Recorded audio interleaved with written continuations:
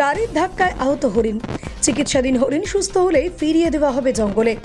গাড়ির ধাক্কায় আহত হরিণ, রক্তাক্ত হরিণকে উদ্ধার করে চিকিৎসা চালাচ্ছে বন বিভাগ। সুস্থ হলেই ফিরিয়ে দেওয়া হবে জঙ্গলে, দাবি বন দপ্তরের। ঘটনা বাঁকুড়ার জয়পুরে ফের গাড়ির ধাক্কায় গুরুতর আহত হলো এক হরিণ শাবক। ঘটনাটি ঘটে বাঁকুড়ার জয়পুর রেঞ্জের জয়পুরের জঙ্গলে, বিষ্ণুপুর আরামবাগ রাজ্য সড়কে। বন দপ্তর সূত্রে জানা গিয়েছে, 29শে মার্চ রাতে একটি বছর তিনেকের হরিণ শাবক রাস্তা পারাপার করার সময় কোনো গাড়ির ধাক্কায় আহত হয়ে রাস্তার উপরে ছিটকে পড়ে। তড়িঘড়ি জয়পুর রেঞ্জের কর্মী আধিকারিকরা হরিণ শাবকটিকে রক্তাক্ত অবস্থায় উদ্ধার করে জয়পুর রেঞ্জ অফিসে শুরু করে চিকিৎসা। প্রাণী চিকিৎসকদের অধীনে এখন চিকিৎসাধীন। বন দপ্তর জানাচ্ছে, পিছনের পায়ের দিকে একাধিক স্টিচ করতে হয়েছে, নাকে চোটও লাগে। এখন চিকিৎসাধীন রয়েছে, অনেকটা সুস্থের পথে হরিণ শাবক। নির্দেশ মতোই ফিট হলে জঙ্গলে ছেড়ে দেওয়া হবে। Bureau report, BCN Bangla.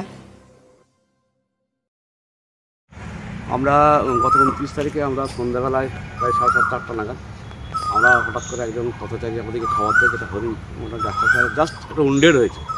আর কিসে হয়েছে আমরা বুঝতে পারছি না, সম্ভবত ছোটো কোনো গাড়িতে। সাথে গিয়ে আমরা আমার সাথে আমরা তাকে উদ্ধার করে নিয়ে আসি। বিএলও সাহেব আছেন, প্রায় 30 থেকে 35টা সেলাই করা হয়। নাকে একটু আঘাত লেগেছে, পায়ে আঘাত লেগেছে, সেলাই চলছে, অ্যান্টিবায়োটিক চলছে, সুস্থ আছে। আগামী দিনে ফিরিয়ে দেওয়া হবে তাকে জঙ্গলে, আবার জঙ্গলে ফিরে যাবে। স্যার যখনই ফিট সার্টিফিকেট দেবেন, বাকি সাহেবদের অনুমতি নিয়ে জঙ্গলে আবার ফিরে দেওয়া হবে। মানে কি দল হরিণ ছিল, মানে ফেরত ছিল রাস্তা এরকম? সম্ভবত ও একাই ছিল। দল হরিণ থাকলে হয়তো একসাথে থাকতো, তাহলে হয়তো আরও অনেক কুইন্টাল হতে পারতো। সম্ভবত একাই ছিল।